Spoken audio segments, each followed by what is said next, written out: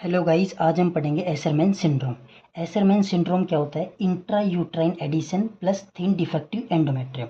देखो समझो, ये क्या होता है? यूट्रस होता है, जैसे ये यूट्रस है, इसकी ये क्या है? वॉल्स है। तो इस एसरमैन सिंड्रोम में क्या होता है? जो वॉल्स ऑफ द यूट्रस होती है वो क्या होती है? आपस में चिपक जाती है, ठीक है। जिससे क्या होता है? जो एंडोमेट्रियम होती है वो डिफेक्टिव हो जाती है, डैमेज हो जाती है, जिससे क्या होता है? एंडोमेट्रियम शेड नहीं करती, पीरियड्स वगैरह इफेक्ट हो जाते हैं, ठीक है। तो यहाँ पे ये लिखा है कि intra uterine adhesion plus thin defective endometrium, जिससे क्या होता है? पीरियड्स प्लस फर्टिलिटी दोनों इफेक्ट हो जाती है, ठीक है। अब हम बात करते हैं कोजेज की। तो इसका जो मोस्ट कॉमन कोज होता है वो excessive curettage. Excessive curettage means जैसे यूट्रस है, अब यूट्रस का हम बार बार में क्यूरेटाज करेंगे तो इसकी वजह से क्या होता है? जो एंडोमेट्रियम है वो क्या हो जाएगी? डैमेज हो जाएगी, ठीक है। जिसकी वजह से क्या होगा? ब्लीडिंग वगैरह नहीं होगी। सेकंड मोस्ट कॉमन कोज होता है genital TB. Genital TB means जैसे ये यूट्रस है या फेलोपियन ट्यूब के अंदर अगर इन्फेक्शन वगैरह हो गया तो इन्फेक्शन क्या होगा? यूट्रस के अंदर फैल गया तो एंडोमेट्रियम के अंदर चला जाएगा। अब एंडोमेट्रियम इससे क्या होगी? डैमेज हो जाएगी, इफेक्टिव हो जाएगी, ठीक है। अब बात करते हैं कि जो एसरमैन सिंड्रोम है उसका मैक्सिमम रिस्क कब सबसे ज़्यादा होने के चांस होते हैं? Postpartum period. Postpartum period means जैसे डिलीवरी होने के बाद क्या होता है? जो यूट्रस होता है, यूट्रस की जो एंडोमेट्रियम होती है वो बिल्कुल सॉफ्ट होती है, वो ग्रोइंग कर रही होती है। तो अगर उस टाइम अगर जैसे हम क्यूरेटाज वगैरह कर दिए तो वो डैमेज हो जाती है, ठीक है। तो इसलिए सबसे ज़्यादा चांस कब होता है एसरमैन सिंड्रोम होने का? पोस्टपार्टम पीरियड में। अब हम बात करते हैं सिम्टम्स की। तो देखो, ग्रुप ऑफ सिम्टम्स क्या देखने को मिलेगा अपन को? Menstrual irregularities. Menstrual irregularities means जैसे ब्लीडिंग वगैरह नहीं होगा, ये स्कैंटी ब्लीडिंग होगी, ठीक है। पीरियड्स वगैरह टाइम से नहीं आएंगे, तो ये सब हमको देखने को मिलेगा।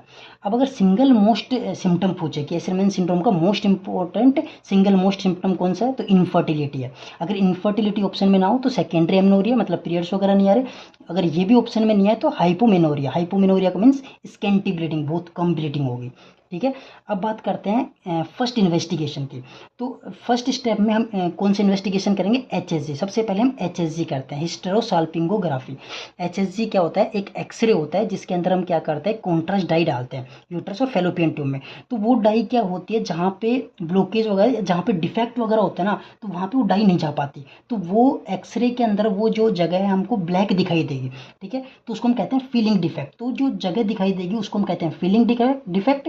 अगर वो feeling defect multiple feeling defect है, मीन्स बहुत बहुत जगह अपन को ब्लैक ब्लैक दिखाई दे रही है, तो मल्टीपल जगह है विद इरेगुलर मार्जिन है, स्मूथ मार्जिन नहीं है, इरेगुलर मार्जिन है, तो उस फीलिंग डिफेक्ट को हम कहते हैं मोथ इटन अपीयरेंस, ठीक है।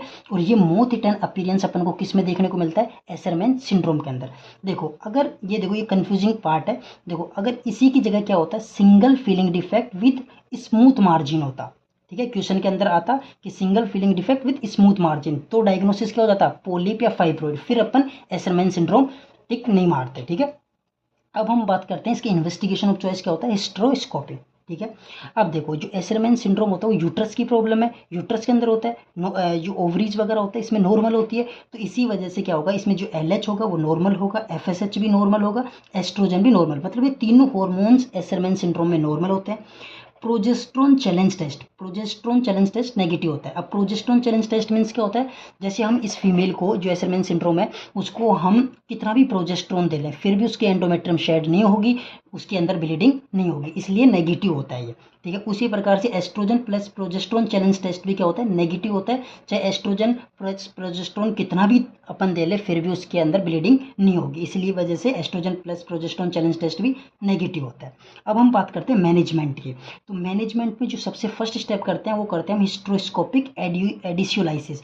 इसका मतलब क्या होता है? एडिशियोलाइसिस का मतलब क्या होता है? जो जो वॉल्स आपस में चिपकी हुई है उनको हम क्या करते हैं? कट करते हैं, ठीक है। तो उसको हम बोलते हैं हिस्टेरोस्कोपिक एडिशियोलाइसिस। फिर सेकंड स्टेप में क्या करते हैं? Insert paediatrics फोले catheter. ये कैथेटर होता है जो यूट्रस के अंदर हम प्लेस कर देते हैं। जैसे ये यूट्रस है, इसकी ये वॉल्स है, इसके बीच में हम प्लेस कर देते हैं ताकि ये वॉल्स आपस में दोबारा से ना चिपके, फ्यूचर के अंदर वापस से ना चिपके। इस वजह से हम क्या इंसर्ट कर देते हैं? पीडियाट्रिक्स फोले कैथेटर, ठीक है, प्रिवेंट एडिशन फॉर्मेशन।